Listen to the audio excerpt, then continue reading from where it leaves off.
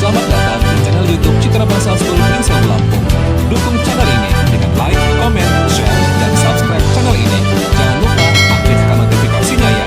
And enjoy the video.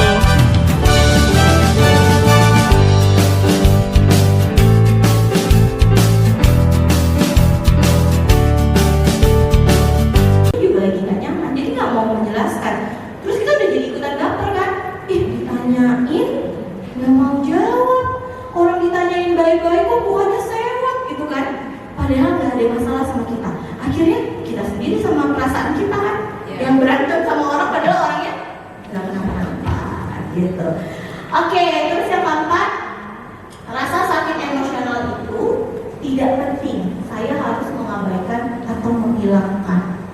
Nah ini nih yang banyak terjadi antara pengasuhan baby boomers sampai kita yang milenial.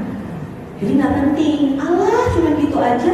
Atau misalnya, lah cuma malu aja, mama dulu lebih ini lebih itu gitu kan. Nah itu ada fasenya tuh Mas. Jadi ini banyak yang terjadi di generasi-generasi atasnya kita. Baby boomers tahun-tahun 60, kelahiran 60, kelahiran sampai 70, dari kelahiran 50, itu kan gitu ya, pengasuhannya ke kita itu untuk diabaikan. Gak boleh marah, orang tua durhaka. Nah, banyak tuh klien anak-anak yang datang ke saya selalu bilang, saya tuh mau menyeramkan bagi mereka adalah saya takut mbak, saya itu durhaka. Gitu. Dia langsung menyimpulkan, saya takut sekali saya dinilai durhaka. Padahal ya macam-macam ya. Mungkin yang lagi tren itu kan ada orang tua NPD kan, narcissistic personality disorder gitu kan. Itu anaknya pasti ngerasa dia durhaka karena apa? Padahal anaknya nggak ada durhaka-durhakanya. Cuman ya dibuat seperti itu. Oke, paham ya? Jadi bukan berarti kita tidak boleh merasakan ketidaknyamanan terhadap si emosi tadi. Bisa jadi kayak tadi kan sensasi di musik kedua, semuanya kita ngerasanya apa? Kita ngerasanya bahwa oh ini mencekam ya. Jadi kalau kata misalkan kayak malam hari gitu. Kalau didalamin lagi kenapa ya malam harinya misalkan? Apakah dia takut gelap? Ataukah ada traumatis dengan kegelapan? Atau dia pernah dimarahin pas malam-malam? Nah, banyak gitu kan. Ada yang salah nggak? Enggak. Karena semua orang wajar dan valid untuk merasakan emosinya. Itu penting. Karena apa? Emosi itu nggak akan pernah hilang. Emosi itu tumbuh otomatis, Mam. Jadi kalau semakin kita tahan, anak kita nggak boleh dikasih kesempatan sedih, nggak pernah punya kesempatan marah, harus senang terus. Dia ketika dewasa tidak paham. Padahal Allah ciptakan rasa cemas, rasa emosi itu untuk berjaga loh, untuk bersiap-siap, untuk dia mampu mengontrol sehingga kognitifnya bisa muncul. Ya hati-hati nih, ini udah ada tanda-tanda nggak oke nih. Tapi kalau tidak bisa merasakan, ya dia nggak tahu. Mungkin dia tahu nih something wrong happen gitu ya, ada sesuatu yang nggak oke. Tapi aku harus ngapain? Aku nggak pernah dapat ini dari keluarga aku pas masih kecil. Gitu kan? Dia harusnya gimana ya? Terus dapat ketemu sama orang yang salah. Enggak, kamu harusnya begini, di grooming kan? Kamu harusnya tuh ini makasih sama orang yang begini. Dia yang secara emosi tidak biasa dipenuhi, akhirnya dia balik loh. Berarti saya ikut aja ke dia. Gitu. Jadi penting sekali untuk kita menyadari dan merasakan semua emosi yang ada. Oke, yang terakhir, emosi negatif hanya milik perempuan saja. Gimana Mister? Pernah nangis? Nah, pernah nggak sih ada nih waktu nangis dulu, mungkin pas lagi remaja-remaja gitu ya, patah hati, atau misalnya ada kegagalan ketika di sekolah, terus orang tuanya bilang, laki kayak cewek aja.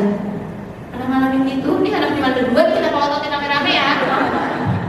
Pernah nggak ngerasain seperti itu? Atau misalnya udah mau nangis banget tuh ditahan-tahan, menghilang karena dia gak dilihat orang. Ingat ya, itu tuh apa ya? Cuman ada di budaya aja. Karena apa? Allah ciptakan kita lengkap dengan semua memiliki emosi. Jadi bukan punyanya anak laki-laki atau punyanya anak perempuan. Atau misalnya kita udah mulai nih mengajarkan anak kita secara emosi, kadang-kadang tantangannya adalah di kakek neneknya. Yang kan? Kakeknya ngomong, jatuh gitu, udah bangun, padahal beneran sakit ya, siapa tahu anaknya, udah bangun, udah diobatin. Udah kayak gak jagoan aja, ya kan? Kayak cewek aja nangis, biarin dibilangin kayak cewek. Nah, itu sebenarnya hanya ada di budaya, jadi tidak benaran. Laki-laki, perempuan berhak merasakan semua perasaannya, tapi yang itu tadi nanti kita pada akhirnya akan mengelola dan juga pada batasan tertentu, gitu. Oke, lanjut ya. Ini nih, kalau yang tadi yang salah-salahnya, sekarang ini cara pandang yang sehatnya.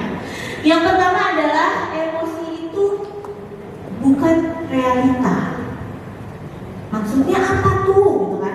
Maksudnya adalah emosi itu, saya tanya dulu deh sama mam semuanya. Kalau kita berbicara di tubuh kita, emosi itu letaknya di mana, Mams? Di mana, Mams? Organ tubuh mana? Padahal kalau marah nggak pakai hati katanya. Ayo, nggak pakai hati nunjuknya dada lagi. Ya kan? Benar. Jadi sebenarnya emosi itu adanya di otak kita. That's why kalau kita lagi ngamuk, kita nggak bisa berpikir panjang. Karena kita nggak bisa mengaktifkan yang mana kemampuan kognitif atau berpikir bagian depan kita dengan otak kecil yang ada di dalamnya, bagian emosinya. Dia akan mendominasi.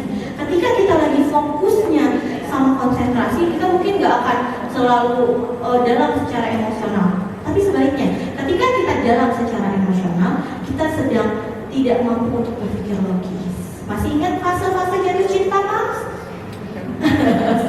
Wow, masih ingat ya? Atau misalnya pas jatuh cinta orang mau ngomong apa juga kita nggak peduli. Atau kita akan cari pembenaran, logikanya tuh akan diputar tuh. Enggak, dia tuh baik sama semuanya. Enggak kok, orang dia itu nanyain sama aku, gitu kan?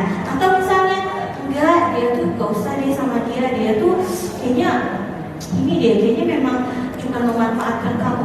Enggak kok, dia tuh memang baik, kamu aja yang gak akan melihat kebaikannya. Paham gak? Logika kita bukan mencari yang sebenarnya, tetapi mencari pembenaran.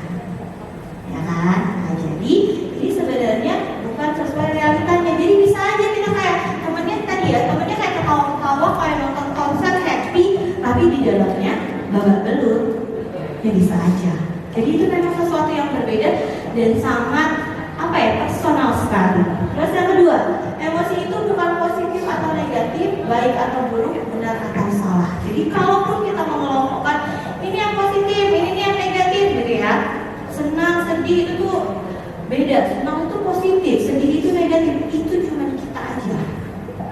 Pada dasarnya dia bukan berarti yang positif lebih baik daripada yang negatif. Contohnya apa?